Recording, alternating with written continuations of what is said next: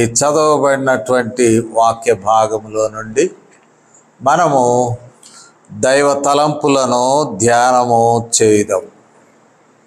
ఈ వాక్య భాగము మరలా నేను జ్ఞాపకం చేస్తూ ఉన్నాను. రాజుల 2వ గ్రంథము 5వ అధ్యాయం 8 నుంచి 14 వరకు చదివి ఉన్నారు. మనము చదివించాం. కానీ మరి మొదటి వచనములో కొంత బ్యాక్గ్రౌండ్ ఉంటుంది. మొదటి వచనము నుండి ఆ బ్యాక్గ్రౌండ్ను క్లుప్తముగా చూసి మిగతా భాగమును ధ్యానము చేయుదాం. ప్రార్థన చేస్తాను. పరిశుద్ధుడగు తండ్రి, ప్రేమ కలిగిన మా ప్రియ ప్రభువా, మమ్మల్ని మీరు ప్రేమించి ఈ దిన సాయం వేళలో మేము సమకూడడానికి ఇట్టి అవకాశం ఇచ్చినందుకు వందనం. మా ప్రియులు అనేకులు ఆన్లైన్లో కూడా ఈ వాక్య భాగమును ఆలకించుచుండగా వారికి తోడుగా ఉండండి. ఆలయంలో సమకూడిన మాకును తోడై ఉండండి.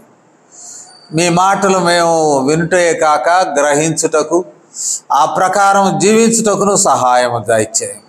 శ్రేష్టమైన మీ తలంపులు మాకు ప్రసాదించమని, మీ సన్నిధి కాంతితో మమ్మల్ని నింపమని మా తండ్రి. చివరి వరకు ప్రభువా, మీ యొక్క నియంత్రణలో, మీ యొక్క అధికారం క్రింద ఈ ధ్యానం కొనసాగుట కృప చూపమని క్రీస్తు వారి నామములో విన్నపాలను వేడుకొంచున్నాము తండ్రి. ఆమేన్. ప్రియమైనటువంటి వారలారా, ఈ చదవబడినటువంటి వాక్య భాగము, దీని యొక్క నేపథ్యము ఏమిటి అనగా, స్వస్థత కొరకైన frustration. A person frustrating for the sake of healing or searching for health.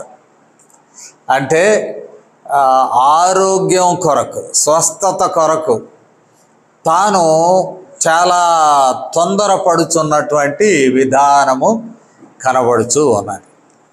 ఈ బ్యాక్గ్రౌండ్ను సూక్ష్మంగా మనం చూసినట్లయితే, మరి ఈ పాలస్తీనా దేశంలో పూర్తిగా ఉత్తరమునకు వెళ్ళినప్పుడు సిరియా ఉంటుంది.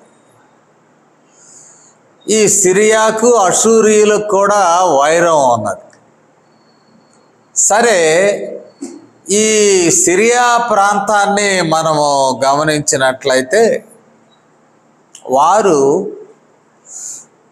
ఇశ్రాయేలీల మీద, ఇతరుల మీద వలె ఇశ్రాయేలీల మీద కూడా దాడులు చేయడం, అంటే ఒక్కసారి జయించడం కాదు, కానీ ఫ్రీక్వెంట్గా వారి మీద దండయాత్రకు వెళ్ళడం, దాడులు చేయడం, మనుషులను, వస్తువులను లేక వారి యొక్క పశువులను వాటిని దోపిడీ చేసుకుని మరలా వెళ్ళిపోవడం, ఇది జరుగుతున్న ప్రక్రియ. ఇక్కడ సిరియా రాజు బెన్హదదుగా మనం చూస్తాం అనేక సందర్భాలలో. ఈయన బెన్హదదు ఇక్కడే పక్కనే 6వ అధ్యాయము 24వ వచనంలో కూడా మనము గమనించినట్లయితే బెన్హదదు కనపడతాడు. అటు తర్వాత సిరియా రాజు అయిన బెన్హదదు తన సైన్యం అంతటిని ముట్టడి వేసుకొని సమకూర్చుకొని వచ్చి షోమ్రోను ముట్టడి వేసాను. అంటే నార్థన్ కింగ్డమ్ ఆఫ్ ఇజ్రాయెల్, ఆ షోమ్రోన్ మీద అటాక్స్ చేయడం ఇక్కడ మనం చూస్తాం. ఈ అటాక్స్ను గురించి మరి మనం 2వ వచనం 5వ అధ్యాయంలో కూడా, సిరియనులు గుంపులు గుంపులుగా బయలుదేరి ఇశ్రాయేలు దేశం మీదికి పోయి ఉండిరి. In small groups they were attacking Israel, especially northern part of Israel. అనగా ఉత్తర ప్రాంతం, వారికి అందుబాటులోనున్న ప్రాంతం సిరియా ప్రాంతం. ఆ ప్రాంతం మీద దాడులు చేస్తూ ఉన్నారు. దాడులు చేస్తూ ఉన్నప్పుడు ఒక దాడిలో ఇక్కడ సంఘటన మనం చూస్తాం. రాజుల 2వ గ్రంథము 5వ అధ్యాయంలో ఒక దాడి కనబడుతూ ఉన్నది. ఆ దాడిలో 2వ వచనం 2వ భాగం, వారచ్చట నుండి ఒక చిన్నదాని చెరగొని తేగ. దాడులు వెళ్ళి దాడుల్లో మనుషులను తీసుకొచ్చి బానిసలుగా వాడుకోవడం. రెండవది వారి వస్తువులను, ధనమును, ఆభరణాలను, విలువైనటువంటి వాటిని అన్నింటినీ తెచ్చుకోవడం. ఇది సిరియా వాళ్ళు చేస్తున్న పని, ఇశ్రాయేలీల మీద దాడి చేస్తారు. ఎందుకంటే ఇశ్రాయేలు విడిపోయాక బలహీనులు అయిపోయారు. దేవర్ వీక్. బలహీనులు అయినందువలన ఈ పని జరుగుతూ ఉన్నది. దాడి చేసి తీసుకొని వెళ్ళినటువంటి వారిలో ఒక చిన్నది ఉన్నది. ఇక్కడ చెప్పబడిన మాట, మరి ఒక చిన్నదాని చెరగొని తేగ.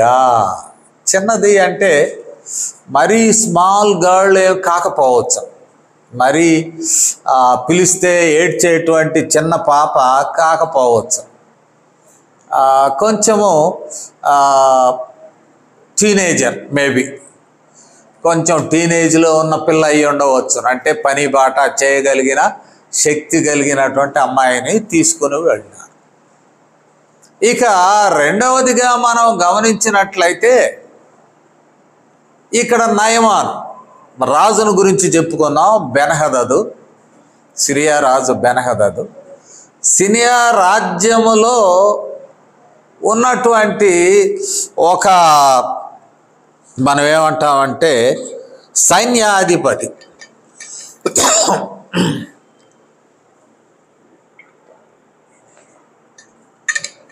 ఒక సైన్యాధిపతి ఆయన నయమాన్. ఈ నయమాను గురించి కూడా 2 మాటలు చెప్పుకోవాలి. ఈయన సైన్యాధిపతి. ఇతనికి ఇవ్వబడినటువంటి మంచి విషయాలు, అతని చేతనే సిరియా దేశమునకు జయము కలిగినది యెహోవా అలౌ చేశాడు. యెహోవా అనుమతితో సిరియా దేశమునకు జయము కలిగినది. అంటే ఒక్కోసారి శత్రువుకి కలిగే జయము దేవుని చేత ఏర్పాటు చేయడం, అది ఆత్మిక విషయాల్లో మరొక విషయాన్ని మనం తెలుసుకోవాలి. ఎప్పుడైతే ఇశ్రాయేలీలు తగాదాలు పెట్టుకొని విడిపోయినారో, మరి northern Kingdom and southern Kingdom 10 గోత్రాలు 2 గోత్రాలు విడిపోతే అటువైపు అషూరీయులు వచ్చి పడుతున్నారు. ఇశ్రాయేలు మీద పడ్డారు 10 గోత్రాల మీద. ఇటువైపు అషూరీయులకు మరి వ్యతిరేక వర్గంగా ఉన్న సిరియన్లు, వారికి కూడా మరి యెహోవా అవకాశం ఇచ్చాడు సిరియా వాళ్ళు అప్పర్ హ్యాండ్ తీసుకోవడానికి. సిరియన్స్ ఒకవైపు అషూరీయులు, ఇటువైపు ఇశ్రాయేలీయులు.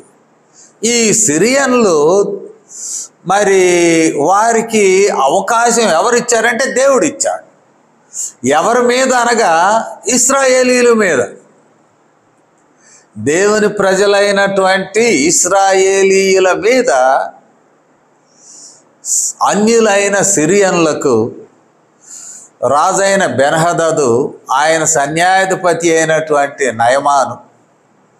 నయమాను చేయు పోరాటములలో జయమునిస్తూ ఉన్నాడు. ఎవరిస్తున్నాడు? యెహోవా ఇస్తున్నాడు.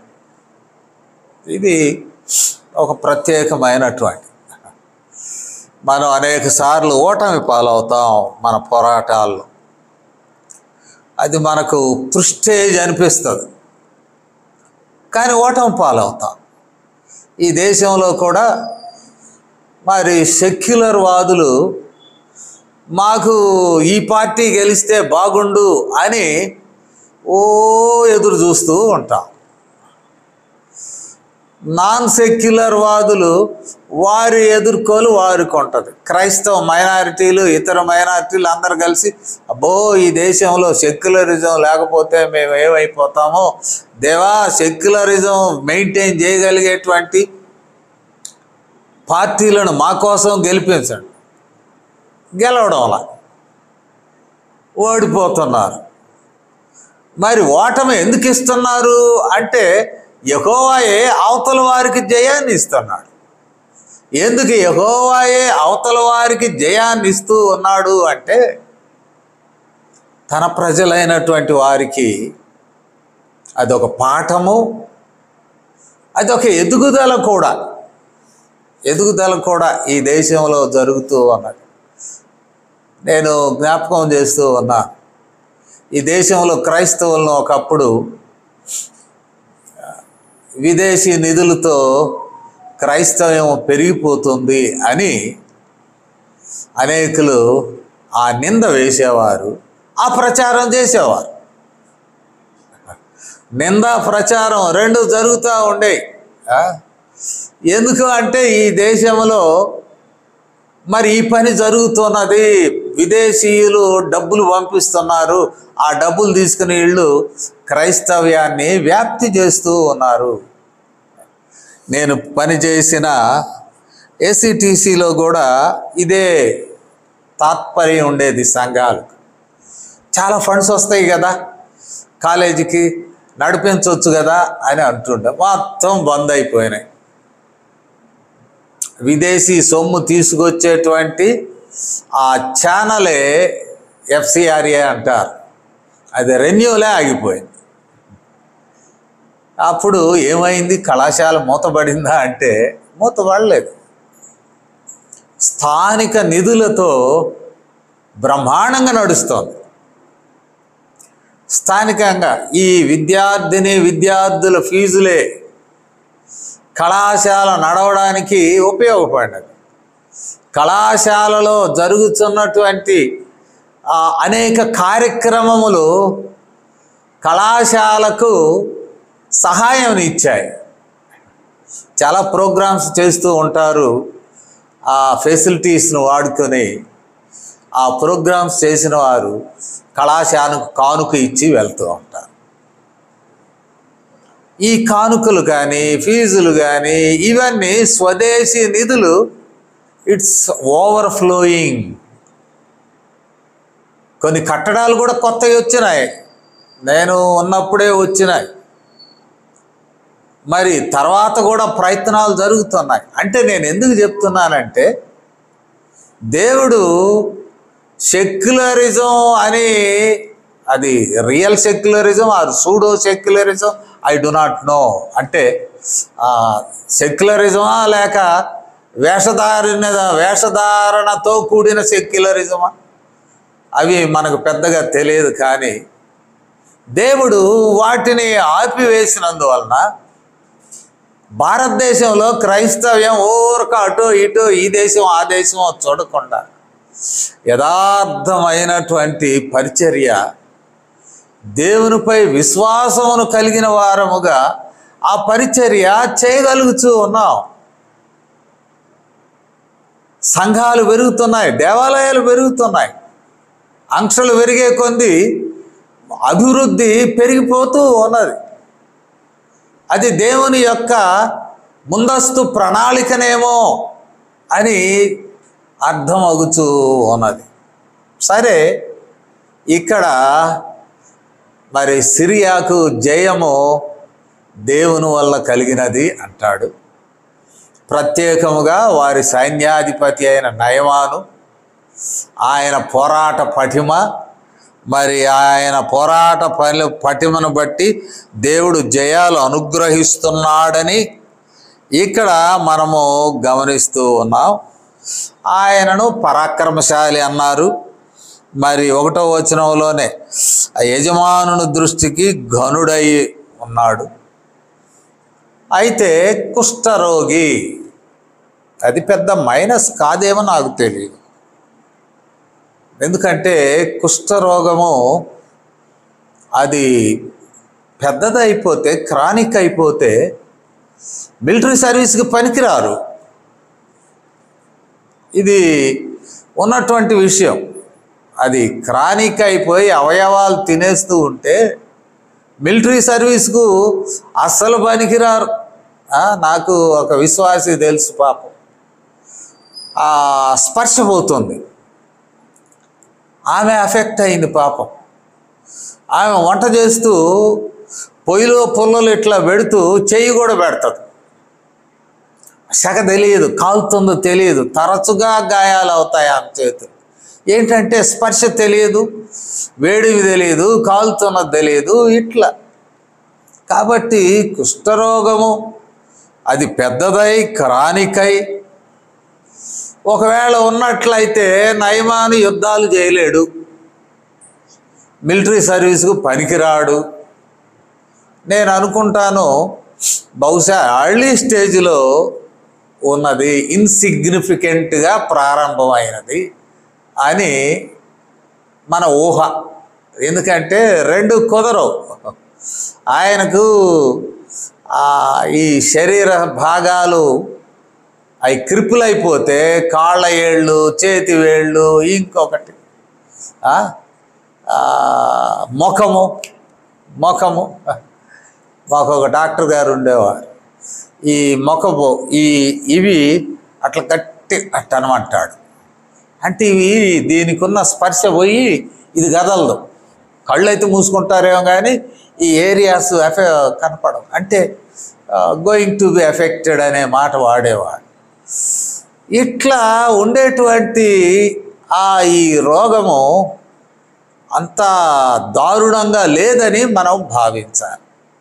ఒక విధంగా it may be in the first stage or insignificant level of its effect. ఇన్సిగ్నిఫికెంట్గా దాని ప్రభావం ఉండవచ్చును. కానీ ఇక్కడ జరిగినటువంటిది అదైనా డేంజరే. ఏరా బాబు నీకు క్యాన్సర్ ఫస్ట్ స్టేజ్ అంటే ఎవడు నెమ్మదిగా ఉండలేడు. అది ఫస్ట్ స్టేజీ పర్లేదు అనడానికి కన్నా ఆ మాట తెలిసిన దగ్గర నుండి ఒకడు కృంగిపోవడం ఎక్కువ అయిపోతుంది. అట్లాగే చాలా ఈవెన్ హెచ్ఐవి ఇప్పుడేరా నీకు అన్నా కూడా అంతే, మనిషి డల్ అయిపోతాడు.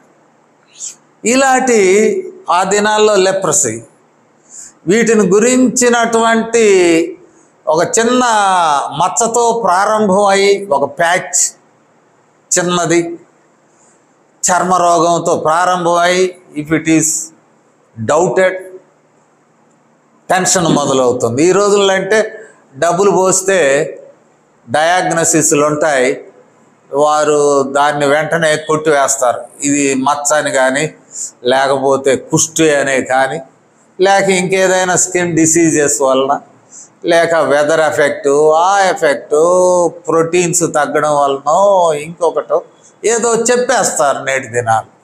నాటి దినాల్లో ఈ ఫెసిలిటీస్ లేని దినాల్లో ఉన్నటువంటిది ఏంటంటే,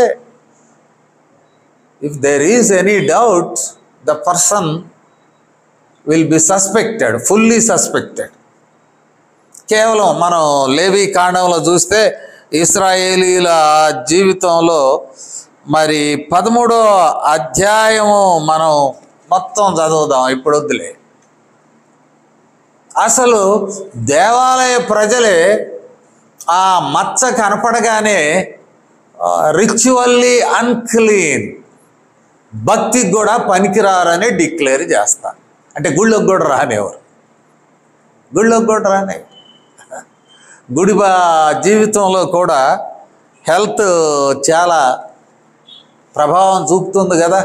కరోనా టైంలో అందరం ఒక చోట కూర్చొని రొట్టె ద్రాక్ష రసం తీసుకోలేకపోయాం. ఆన్లైన్ కమ్యూనియన్, అక్కడ పాస్టర్ గారు మీ దగ్గర ద్రాక్ష రసం పెట్టుకోండి, ఇదిగో మరి ఆశీర్వదిస్తున్నాను ద్రాక్ష రసం మీరందరూ త్రాగండి అంటే ఎవడింట్లో కూర్చొని గుటక్కన మింగాం. ఇదిగో ఇది రొట్టె నేను ఆశీర్వదిస్తున్నాను, మీ ఇళ్లలో మీరు పుచ్చుకొని తినండి అంటే అందరూ తిన్నారు. ఎందుకు? అందరూ ఒక చోట కూర్చొని రొట్టె ద్రాక్ష రసం తాగడం కష్టం. అట్లాగే లెప్రసీ నాటి దినాల్లోనే రిచువల్లీ అన్క్లీన్, అంటే మత విషయాలకు పనికిరారు, ఆలయంలోనికి రానివ్వరు, వెళ్ళగొడతారు, బయటికి పంపిస్తారు. అది ఇస్రాయేలీలు. అయితే సిరియన్లో మరి వాళ్ళకున్న ప్రాబ్లమ్స్ ఏంటో మనకి తెలియదు. ఈ చిన్నది గమనించింది, కుష్టు వ్యాధి ఉన్నది, even though it is insignificant, బయటికి కనపడకపోతున్నా, చాలా చిన్న బిగినింగ్స్ అయి ఉన్నా కూడా ఆ అమ్మాయి గమనించింది. ఈ చిన్నది చేసినటువంటి ప్రత్యేకమైన ఆ పని ఏంటంటే 3వ వచనంలో ఒక మాట చెప్తూ ఉంటుంది. షోమ్రోనులోనున్న ప్రవక్త దగ్గర నా ఏలినవాడు ఉండాలని నేనెంతో కోరుచున్నాను, అతడు నా ఏలిన వానికి కలిగిన కుష్ఠరోగమును బాగు చేయును అని తన యజమానురాలితో. It is good news. Good news. రోగులైనటువంటి వారు ఈ రోజుల్లో కూడా ఏదైనా ఒక సమస్య వస్తే ఎక్కడ బాగవుతుందంటే అక్కడికి వెళుతూ ఉన్నారు. ఎందుకంటే ఆ బాధ, జబ్బు బాధ అలాంటిది. అయా పలానూరులో స్వస్థత జరుగుతుంది, అక్కడ ఒక స్వామి ఉన్నాడు, ఆ స్వామి నీ మీద నీళ్లు చల్లుతాడు, చలువు పోతారు ఒకడికి తెలియకుండా. ఇంకొక స్వామి ఉన్నాడు, ఆయన దగ్గర నూనె ఇస్తాడు, నీ రోగం తగ్గు, పలు ఆ స్వామి దగ్గర. ఇంకొక స్వామి ఉన్నాడు, 40 రోజులు కానీ వెళితే నీ రోగం తగ్గుద్ది, 40 రోజులు. ఇలాంటివి అనేకం ఉంటాయి. ఎందుకు? జబ్బు ఒక వ్యక్తిలో ఆశను కలుగు చేస్తాయి, టు బి రిలీవ్డ్. ఎందుకంటే లెప్రసీ కూడా అది నెమ్మదిగా పెరిగిపోతుంది, వృద్ధి నొందుతూ ఉంటుంది. మరి వారి అవగాహనలో ఈయన ఎంత టెన్షన్ పడ్డాడో మనకు తెలియదు. యజమానురాలికి చెప్పినది ఒక సువార్తే, ఒక విధంగా it's gospel. Your sickness will be healed. అమ్మా, మీ అయ్యగారి యొక్క రోగము తగ్గుతుంది. ఎక్కడ తగ్గుతుంది? ఇశ్రాయేలీల దేశంలోనే, నార్థన్ కింగ్డంలోనే సమరయ. సమరయ అంటే షోమ్రోను, సమరయ అంతా పర్యాయ పదాలు. అక్కడ ప్రవక్త టెంపరరీ క్యాంప్ హౌస్ అనొచ్చు. ఎందుకంటే ప్రవక్త అయిన ఎలీషా కొన్ని ప్రాంతాల్లో గిల్గాల్లో ఉంటున్నాడు, ఎరికోలో ఉంటున్నాడు, మరి ఇక్కడ షోమ్రోను, ఆయా స్థలాల్లో క్యాంప్ హౌస్. ఒక చోటకి వెళ్ళి ఒక చిన్న ఇంట్లో ఉంటూ పరిచర్య చేసుకుంటూ నెక్స్ట్ ప్లేస్కి వెళుతూ ఇలా ఉండేవాడు. ఇప్పుడు షోమ్రోన్లో ఉన్నాడు. ఆయన ఉన్నటువంటి విషయం కూడా మరి మనము గమనించవచ్చు. షోమ్రోన్లో ఉంటున్నాడు. 6:32 చూద్దాం. 6వ అధ్యాయము 32వ వచనం. అయితే ఎలీషా తన ఇంట కూర్చొని ఉండగా, షోమ్రోనులో అక్కడ కూడా ఒక ఇల్లు ఉన్నది. అనేక చోట్ల ఆయన తిరిగి ప్రవక్త పరిచర్య చేస్తూ ఉన్నాడు. షోమ్రోన్లో ఉంటున్నాడు. ఆయన ఒక ఇంటిలో ఉంటాడు.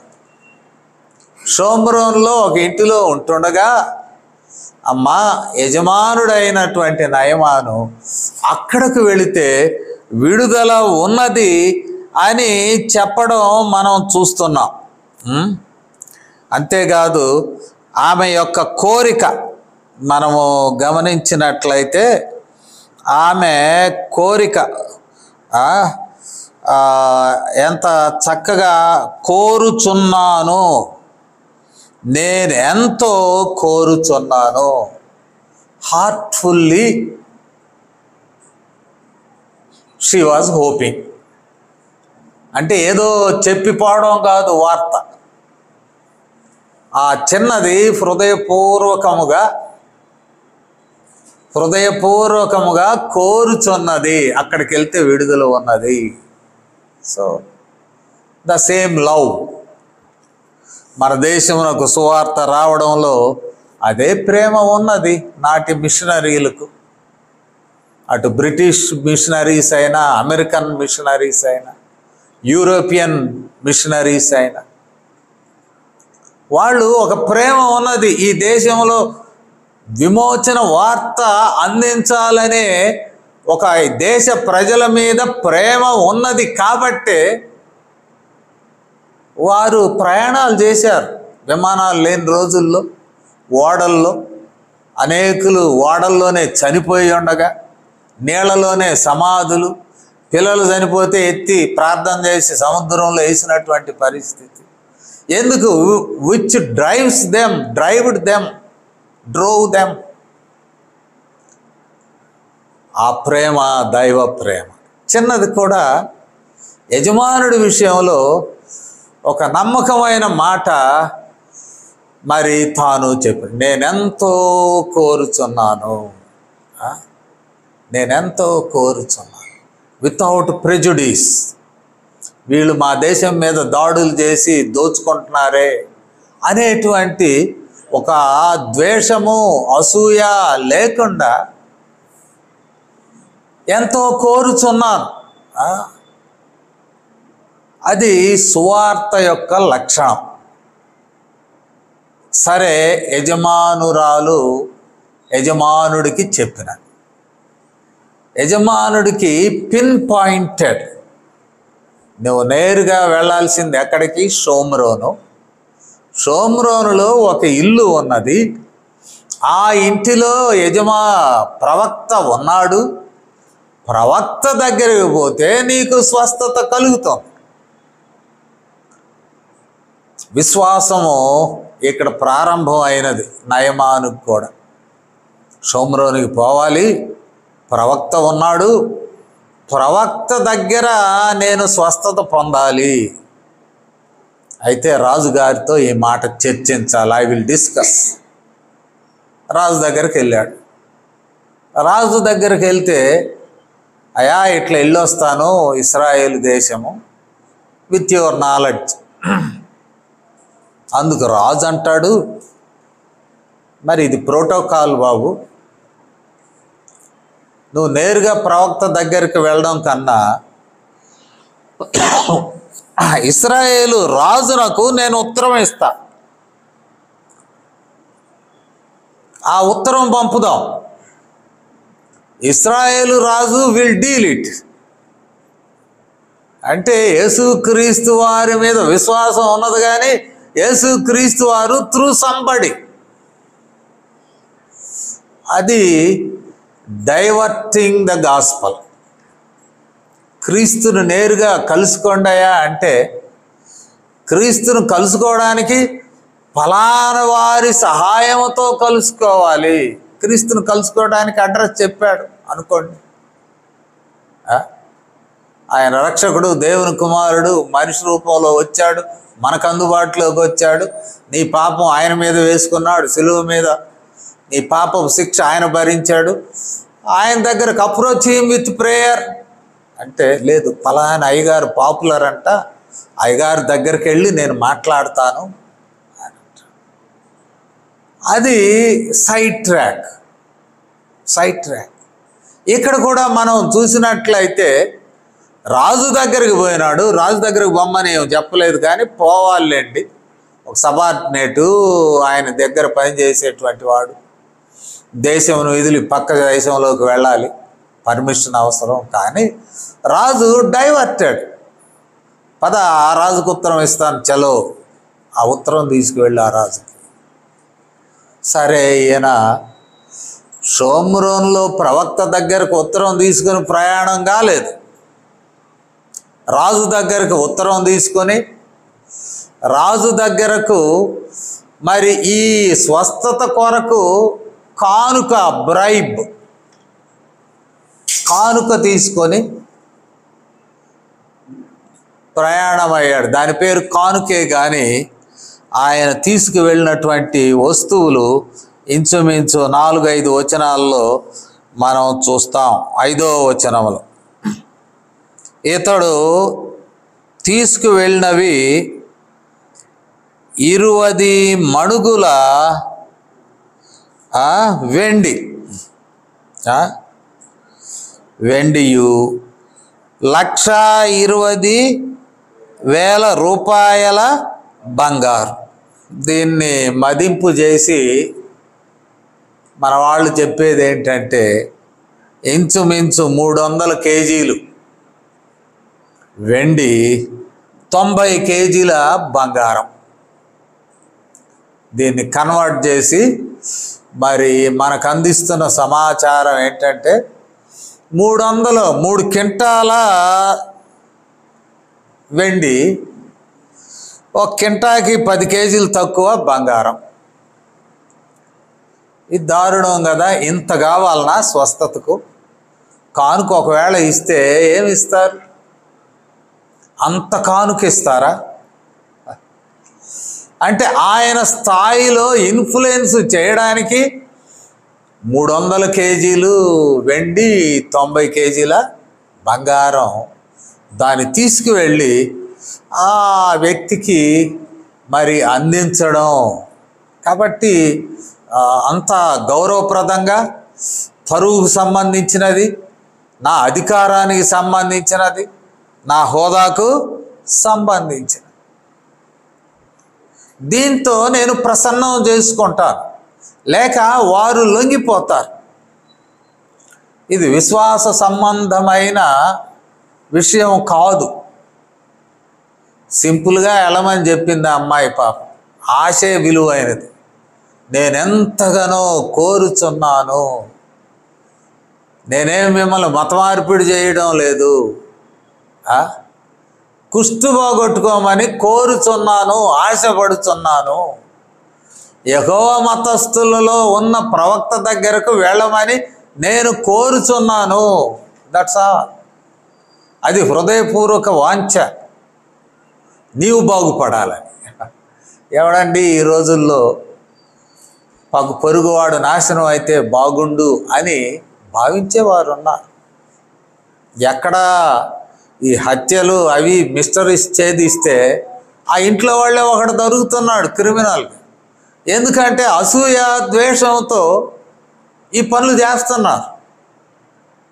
మరి ఒక పరాయి పిల్ల, బానిస పిల్లగా పట్టుకురాబడినది, ఇశ్రాయేలీల పిల్ల, హృదయపూర్వక ఆశ, సువార్త అందించినది. నీవు బాగుపడాలి, విడుదల పొందాలి. ఒక విధంగా చెప్పాలంటే for the redemption, for the sake of redemption from that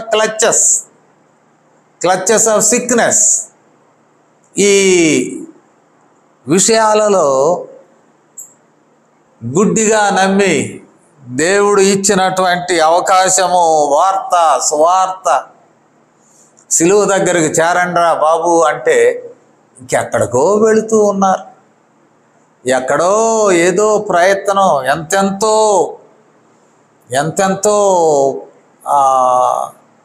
కానుక టు ఇన్ఫ్లుయెన్స్ దట్ ప్రాఫెట్ తీసుకుని వెళ్ళాడు. వెళ్ళి రాజు దగ్గరికి వెళ్ళాడు. ఇక్కడ విశ్వాసం, నమ్మకం ఉన్నది, లేకపోతే వెళ్ళాడు. కానీ ఆ నమ్మకంలో ఒక విధమైనటువంటి అవిధేయత కనపడుతుంది. నెక్స్ట్ ఆ ఎపిసోడ్ 2వ భాగంలో నమ్మకం ఉన్నది, చిన్నది చెప్పినది హృదయంలో ఎక్కడో ఒక నిప్పు రవ్వలాగా అది రాజుకుంటుంది, ఆశ రాజుకుంటుంది. నమ్మకం ఉన్నది, విశ్వాసం ఉన్నది, కానీ విధేయత లేదు. నేరుగా అక్కడికి వెళ్ళి షోమ్రోన్ అంటే రాజు దగ్గరికి వెళ్ళాడు. మోళరాజు యొక్క ఉత్తరం తీసుకొని వెళ్ళాడు. రాజు ఈజ్ ఏ పొలిటికల్ పర్సన్. శత్రువులు ఎవరో తెలుసు, రాజ్యంలో పన్నులు ఎంత వస్తున్నాయో తెలుసు. ఒకవేళ ఇతను సామంతరాజుగా మారుంటే ఎంత కప్పం చెల్లించాలో తెలుసు, రాబడి తెలుసు, ఖర్చులు తెలుసు, థ్రెట్స్ తెలుసు, బార్డర్స్ తెలుసు. మతం తెలియదు. ఇశ్రాయేలులో ఇంత ఇన్ఫ్లుయెన్షియల్ పర్సన్, ఒక ప్రవక్త, ఏలియా శిష్యుడైన ఎలీషా ఉన్నాడని ఇశ్రాయేల్లో సామాన్యులకు తెలిస్తే రాజుకు తెలియదు. రాజు ఏం చేస్తున్నాడు? తన బట్టలు చింపుకుంటున్నాడు. ఇదేంటి? అసలే సిరియా రాజు ఊరికి దాడులు చేస్తున్నాడు, ఇప్పుడు జబ్బు బాగు చేయమని నన్ను అడుగుతున్నాడు. అసలు నేనేం జబ్బులు బాగు చేయడం, ఏం వైద్యున్నా, నేను ఇంకొకన్నా? ఇదేంటి? కయ్యం పెంచుకోవడానికే కానీ మరి వేరే కాదు కదా. ఇశ్రాయేలు రాజు ఏం చేశాడో చూడండి, 7వ వచనం. ఇశ్రాయేలు రాజు యెహోరాం ఈ పత్రికను చదివి వస్త్రము చింపుకొని చంపుటకు బ్రతికించుటకును నేను దేవుడనా? ఒకనికి కలిగిన కుష్ఠరోగమును మాన్పునని నా యొద్దకు ఇతడు పంపుట ఏమి? నాతో కలహమునకు కారణము అతడు ఎట్లు వెదుగుచున్నాడో మీరు ఆలోచింపవలను. అదేంటి? నేను చంపేవాడినా, బతికించేవాడినా, రోగం తగ్గించేవాడినా? అంటే ఇది అడ్డం పెట్టుకుని నా మీద దాడి చేయడానికి తొందరపడుతున్నాడు. ఒకవేళ అప్పటికే కప్పం గడుతున్నాడేమో తెలియదు. వాస్తవంగా రాజుకు అంత అధికారం లేదు, దైవ సేవకులకు కూడా అధికారం లేదు. యేసుక్రీస్తు నామములో ప్రార్థన చేస్తాం, కొందరు తగ్గిందంటారు, నా దగ్గర కొబ్బరి నూనె తీసుకొస్తారు.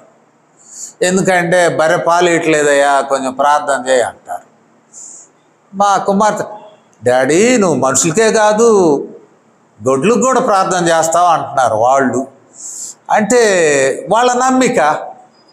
నేను పశువుల పాస్టర్ను కాదు కదా, కానీ అవతల వాడి నమ్మిక వలన దైవ కార్యాలు జరుగుతుంటాయి. అది నమ్మిక, దాదర్ సైడ్. అంతేగాని సేవకుడు మాంత్రికుడు కాదు సుమా. దైవ సేవకుడికి కూడా రాజు అండంలో ఆశ్చర్యం లేదు, దైవ సేవకుడికి కూడా. ఒక వృద్ధురాలు ఇంటికి వెళ్ళేవాడిని నేను ఆ దినాల్లో, పాత రోజుల్లో పరిచర్యలు. ఇంటి కోడలు వారి వరకు ప్రార్థన చేయించుకుని పంపేది. లోపల నుంచి కేకేది, పాస్టర్ గారు లోపల ఒక మనిషిని ఉన్నానయ్యా, పోతున్నావేంది అంటే ముసలమ్మ ఉండేది లోపల. అమ్మ తప్పు నాది, తప్పు అయితే అయ్యా నా కోసం ప్రార్థన చేయి. ఏం చేయమంటావు? నేను త్వరగా చచ్చిపోయేటట్టు ప్రార్థన చేయ్యా. అమ్మా నేను ప్రార్థన చేస్తే జనాలు చచ్చిపోయారు అనుకో, సంఘ పెద్దలను ఒక్కడిని బతకనేను, ప్రతివాడి కొరకు ప్రార్థన చేస్తే ఈడడ్డం ప్రభో, ఈడడ్డం మొత్తం టపా చస్తారు. నేను ప్రార్థన చేసి ఎవడు సావడు, చంపే పాస్టర్గా నన్ను దేవుడు పిలుచుకోలేదు. ఒక అభీష్టం, బాగుపడాలనే అభీష్టం. ఇక్కడ ఈ చిన్నదానికి ఒక అభీష్టం అన్నది, హార్ట్ఫుల్ విషెస్. నేను ఎంతో కోరుచు అంతవరకే, మిగిలినది దేవుని ద్వారా జరిగే కార్యమే. ఈ రాజుకు he could not understand what is happening in the culture of Israels or in the religion of Israelites. ఇశ్రాయేలీయుల మధ్య మత వ్యవహారాలు ఏం జరుగుతున్నాయి తర్వాత కాలంలో చూస్తాం. యెజెబెలు ఇశ్రాయేలు మతాలను నాశనం చేసే బ్యాచ్గా వస్తారు లోపల. కానీ ఇక్కడ ఈలాంటి ఏలియానే అల్లాడిపోయాడు ఆ యెజెబెల్ దెబ్బకి.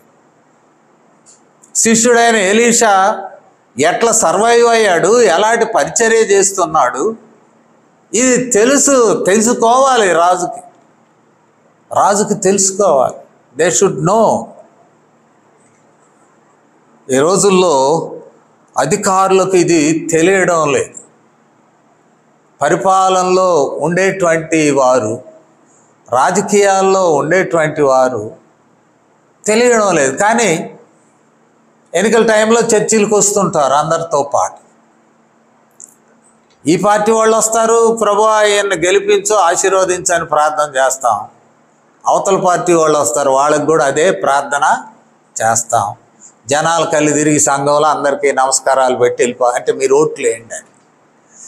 మన దేవుడు గెలిపిస్తాడనే నమ్మకం లేదు, కానీ ఈడ ప్రజలు ఈ సంఘంలో సమకూడతారు, వీళ్ళని ప్రసన్నం చేసుకోవాలంటే నేను కూడా పోయి అక్కడ మోకరించో ఇంకా వేరే అక్కడ చేయవలసిన విన్యాసాలు చేసి అందరినీ ప్రసన్నం చేసుకుని వెళ్ళడానికి ప్రయత్నం చేస్తుంటారు. పాస్టర్ గారిది కూడా అదే విన్యాసం. వాడు అట్ట గెలవడు అనుకుంటాడు ఒక్కొక్కడు, ఇంకొకటి వీడట్ట గెలుస్తాడు అంటాడు. ఆడి కొరకు ప్రార్థన చేస్తాడు, వీడి కొరకు ప్రార్థన చేస్తాడు. నాలాంటి వాడు మాత్రం గెలుపు ఓటమి ఆ రెండు ప్రస్తావనకి రాకుండా మధ్యస్థంగా ప్రార్థన చేస్తాను. ఎందుకంటే మనసాక్షి, మనం కాదు గెలిపించేది వాడిని, దేవుడు ఆయన ఇష్టం. ప్రజల విశ్వాసుల క్షేమం కూడా ఉన్నది, దేవుని రాజ్య విస్తరణ కూడా ఆయన ప్రణాళికలో భాగమే. ఇవన్నీ ఉంటాయి ఇంక్లూడెడ్. రాజు ఆలోచించాల, మత విషయాలు ఎవరున్నారు? పోనీ ఫెయిత్ హీలింగ్ అంటాం, విశ్వాసంతో స్వస్థత ఎవరు చేయగలరు? ఈయనంటాడు నేనేం చంపేవాడినా, బతికిచ్చేవాడినా, రోగం బాగు చేసేవాడినా, నా కాడికి పంపి బాగు చేయమంటాడే. ఇది ఎలా అని చొక్కా జింపుకుంటున్నాడంటే ఇక దాడి చేస్తాడు. వీడు కానీ బాగుపడకపోతే, వీడికి స్వస్థ రాలేదనుకో నా మీద పడతాడు, యుద్ధం సైన్యాన్ని తీసుకుని వస్తాడు. ఏందిరా బాబు అని బట్టలు జింపుకుంటున్నాడు. అది విలాపానికి గుర్తు, ఏడుపు గుర్తు, విలాపం. ఏందిరా ఈ కష్టం వచ్చి పడింది నాయన అని ఏడుపును సూచిస్తూ ఏడ్చుచు ఆ ఏడుపును సూచించుతున్న సమయంలో మనం చూస్తాం ఇక్కడ ఏం జరిగినది. మరి చక్కగా ప్రవక్త విని కబురు చేస్తాడు. 8వ వచనంలో రాజుకు వర్తమానం పంపుతాడు, పంపవయ్యా నా దగ్గరికి నేను చూసుకుంటాను అంటాడు. ఎందుకయ్యా గొడ్డలు దింపుకుంటావు, రాజు అయ్యుండి నువ్వు ఏడుస్తూ ఉంటావు ఎందుకయ్యా? ప్రవక్త ఉన్నాడు ఈ రాజ్యంలో, పంపు నా దగ్గరికి. పంపిస్తాడు. పంపిస్తే వస్తాడు రథంలో. ఈ 300 కేజీలు వెండి, 90 కేజీలు బంగారం, ఇంకా కొత్త వస్త్రాలు అవి వేసుకుని వచ్చి నేరుగా అక్కడ ఆగాడు ఇంటి ఎదురు. ఈయన అనుకుంటాడు ఈ రథము, వెండి, బంగారము. ఈ ప్రవక్త వణుక్కుంటూ వచ్చాయా ఏందయ్యా వచ్చావు? ఒకవైపు బంగారం వెండి మీద మనసు, మరొక వైపు హోదా మీద మనసు. రాయల్ గెస్ట్, ఈ రాజు దగ్గరికి గెస్ట్గా వచ్చినటువంటి వాడు. ఇంకా కొంచెము మరి విధేయతతో వస్తాడు. వచ్చి నన్ను చూసి నా శరీరం తవిడి చేతితో ఆ రోగమును బాగు చేస్తాడు అనుకుంటాడు. ఎలీషా ఏం చేస్తాడు? తన దాసుని పంపిస్తాడు. దాసుడు వెళ్ళి మరి ఆయన యొక్క శరీరం తవ్వడం కాదు కానీ, అయ్యా నా యజమానుడు నీకు ఒక మాట చెప్పమంటాడు. ఎక్కడ యోర్దానికి వెళ్ళి 7 మార్లు మునుగు. అసలు ప్రవక్త ముఖం కూడా చూపించలేదే. యోర్దాన్ ఏంటి? యోర్దాన్ అంత మురికి నీళ్ళు వస్తాయి ఈ సీజన్లో. మా దేశంలో మంచి శ్రేష్టమైనటువంటి నీళ్ళు వచ్చాయి ఉన్నాయి కదా. శ్రేష్టమైనటువంటి నీళ్ళు మా దేశంలో వస్తాయి కదా అనేక నదుల్లో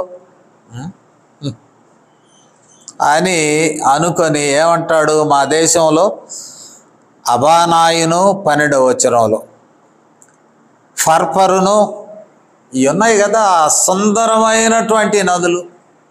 ఈ మురికి నీళ్ళలో మునగమంటాడు ఈయన. 7 మార్లు మునగమంటాడు. పదా చలో. అప్పుడు మరలా పనివాడు ఏమంటున్నాడంటే, నాయనా అనే మంచి పదజాలంతో యజమానుని ఎవరు పిలవగలరంటే నమ్మకమైన దాసుడు మాత్రమే. దొంగ దాసులు పిలవలేరు. నాయనా ఇంకేదన్నా చేయమంటే చేస్తావు కదా. అయ్యా ఈ 300 వెండి 300 కేజీలు వెండి సరిపోదు, 500 చెయ్యి, అరటన్ను అవుద్ది అంటాడు అనుకో, నువ్వు ఇస్తావు కదా. ఆయన ఏం చెప్పాడు ఆయన, పోయి అందులో 7 సార్లు విధేయత కూడా కావాలి నాయన. రోగం నుండి విడుదల పొందాలంటే యు నీడ్ టు సబ్మిట్. యేసుక్రీస్తు రక్తములో కడుగుబడుట, ఇది even though it is symbolism. రక్తము యొక్క సింబాలిజం ఏంటి? It is life giving. రక్తము తినవద్దు అంటాడు పాత నిబంధనలు, ఎందుకంటే జీవము. దాన్ని ఏమంటాం, పశువుకైనా ఇంకొక దానికైనా రక్తము జీవం. హేబెలు రక్తము జీవము కలిగి మొరబెట్టుతూ ఉన్నది. యేసుక్రీస్తు వారి రక్తంలో కడగబడండి అని అంటే అది జీవము. జీవ ప్రదాత అయిన యేసుక్రీస్తు వారిలో పాలిభాగస్తులు అవడమే ఆయన రక్తంలో కడగబడ్డాం. యోర్దాన్లో స్నానం కూడా అలంకారప్రాయంగా అదే 7 మార్లు complete. 7 is a complete number in the Bible. 7 మార్లు మునగండి. పనివాడు అంటాడు, ఆయన తగ్గించుకోరాదా, ఏం పోయింది? సరే, ఎందుకంటే విశ్వాసం ఉంది, బాగుపడతామని. అహం ఉన్నది, విధేయత కనపడడం లేదు. తగ్గించుకొని వెళ్ళి స్నానం చేయగానే ఆయన బాగుపడినాడు. నేటి దినమున నేను ముగిస్తూ ఉన్నాను. ప్రియమైనటువంటి వారలారా, ఈ విశ్వాసములో విడుదల ఉన్నది. That is assured.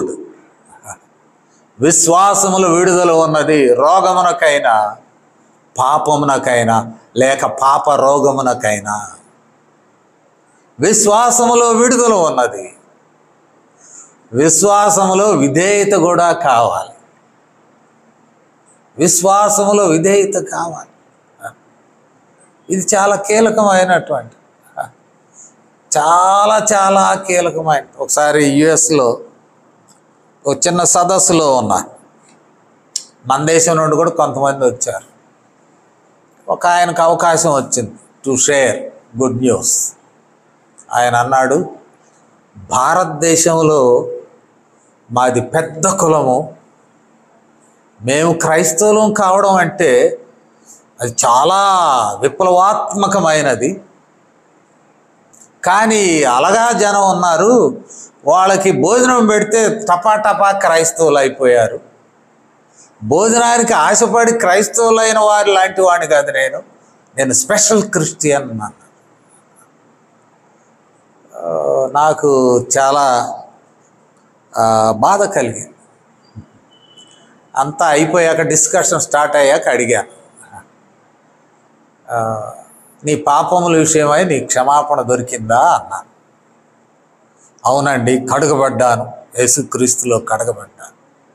మంచిదే. నీవును నీ పూర్వీకులను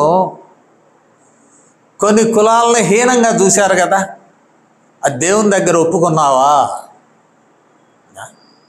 ఇదే నా ప్రశ్న. అందరూ ఆశ్చర్యపడ్డారు. మనుషుల్లో దేవుని స్వరూపంలో పుట్టినవారు దేశం నిండా ఉంటే కొంతమందికి బ్రాండ్ వేసి వారిని హీనముగా, ముట్టుకోవడానికి హీనంగా, ఊరు బయట ఉండమని పంపించి ఇట్లా చేశారు కదా, అది పాపం కాదా? ఆ పాపం ఒప్పుకున్నావా? ఇప్పుడు కూడా అదే మాట అన్నావు కదా, అలగా జనం అన్నావు కదా, నీకు రక్షణ వచ్చిందా నిజంగా అన్నాను. Brother I will speak with you later అన్నాడు. ఇక లేటర్ లేదు, గేటర్ లేదు. This is my question. ఇదే నేరైన ప్రశ్న. ఎందుకంటే విడుదల అనేటువంటిది విధేయతలో వస్తుంది. నీ arrogance, pride based on your background, racial pride. భారతదేశంలో అయితే ఈ క్యాస్ట్ ప్రైడ్, లేక బేసింగ్ ఆన్ యువర్ అథారిటీ, నీకున్న అధికారమును బట్టి, నీకున్నటువంటి సంపదను బట్టి, ఇంకేదైనా దానిని బట్టి విశ్వాసంలో విధేయత రాకపోతే ఎవరైనా యేసుక్రీస్తు ఎదుట తాను తగ్గించుకొనపోయినట్లయితే, యేసు ప్రభువారే విధేయుడైనాడు. తండ్రితో సమాన భాగ్యం ఆయనకున్నప్పటికీ, సృష్టికర్తతో సమానంగా ఉన్నప్పటికీ, కలిగి ఉన్నదేది ఆయన లేకుండా కలుగులేదు అని యోహాను సువార్తలో చెప్పబడినప్పటికీ, ఆ దేవుడు, సృష్టిలో ఉన్నటువంటి దేవుడు తగ్గించుకొని విధేయుడై మానవ రూపంలోకి వచ్చి దాసుని రూపమును దాల్చి మానవాళి విడుదల కొరకు సేవలు సమర్పించాడు. విశ్వాసులైన మనల్ని కూడా దేవుడు అదే కోరుతూ ఉన్నాడు. You need to submit before God your redeemer, saviour. దీనిలో మనకి ఎలాంటి హెచ్చింపులు అవసరం లేదు. ఎప్పుడైతే తగ్గిపోయినాడో ఆయనకు కార్యము జరిగినది. విశ్వాసం ఒకటే కాదు. ఒకవేళ ఎలీషా దేవుని పక్షంగా కోప్పడినేమో, దేవుని పక్షంగా మరి ఈయనను తృణీకరించనేమో, కానీ దేవుని పక్షంగానే దేవుని నడిపింపుతోనే నీవు విధేయుడు కమ్మని చెప్పినప్పుడు విడుదల వచ్చినది. విశ్వాసము మాత్రమే కాదు, విశ్వాసములో విధేయత కలిగినప్పుడు, విశ్వాసము దేవునికి లోబడి ఉండే స్వభావం వచ్చినప్పుడు దేవుడు మనలను విడిపిస్తాడు, ఆశీర్వదిస్తాడు, మనల్ని లోకములో కొనసాగింప చేస్తాడు. దేవుడి మాటలు మన వినికిడిలో దీవించునుగాక. ప్రార్థన చేస్తాను. కృప కలిగిన తండ్రి, ఈ సమయంలో మాతో మాట్లాడినందుకు వందనములు. ఈ మాటలు మీ మాటలుగా మేము తీసుకొనిచున్నాం. మా హృదయంలో ఫలింప చేయండి. విశ్వాసం వలన మేము నీతిమంతులుగా తీర్చబడతాం, రక్షణ పొందగలం. విశ్వాసం వలన మా తండ్రి మా కార్యములు సాధించుకోగలం. దానిలో తగ్గింపు, విధేయత మాకు దయచేయము నాయన. మేము మా ప్రభువా మీ పాదముల యొద్ద తగ్గించుకొని ప్రాధేయపడి మా కార్యములు మేము సాధించుకొనుటకు మీకు సహాయం దయచేయండి. మీరిచ్చిన ఈ మాటలు మా హృదయంలో ఫలింప చేయమని మీ నామమునకు మహిమను చెల్లిస్తూ ఈ వినపాలను మా ప్రభువును మీ ప్రియకుమారుడినైన యేసుక్రీస్తు వారి శ్రేష్టమైన నామములో వేడుకొనుచున్నాము తండ్రి. ఆమేన్. మీకు వందనములు.